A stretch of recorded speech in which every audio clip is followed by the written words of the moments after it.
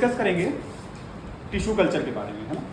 ये एक modern technique है। अब आप यहाँ समझ सकते हैं इस बात को कि इसको मॉडर्न क्यों कहा।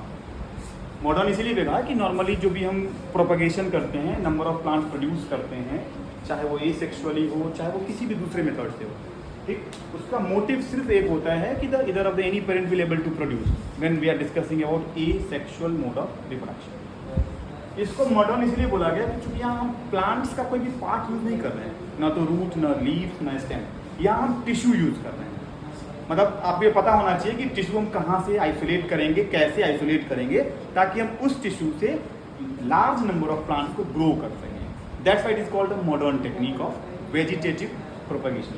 अब चूंकि हम अपनी मर्जी से करते हैं, मैन मेड है, इसीलिए इसका जो पहला टर्म आता है वो आता है artificial mode of vegetative propagation. मैं शॉर्ट में लिख रहा हूं, है ना, artificial mode of vegetative propagation.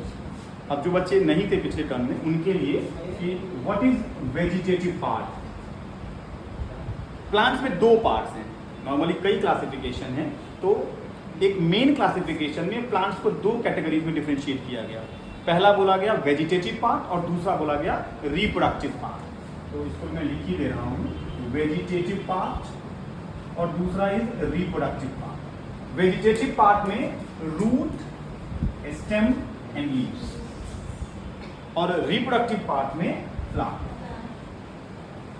इसका मतलब ये हो गया कि जब इनमें से कोई भी पार्ट यूज किया जा सके एक प्लांट से कई सारे प्लांट्स को डेवलप करने में, ग्रो करने में, तो इस मोड ऑफ रिप्रोडक्शन को हम वेजिटेटिव मोड ऑफ रिप्रोडक्शन या वेजिटेटिव प्रोपगेशन कहते हैं।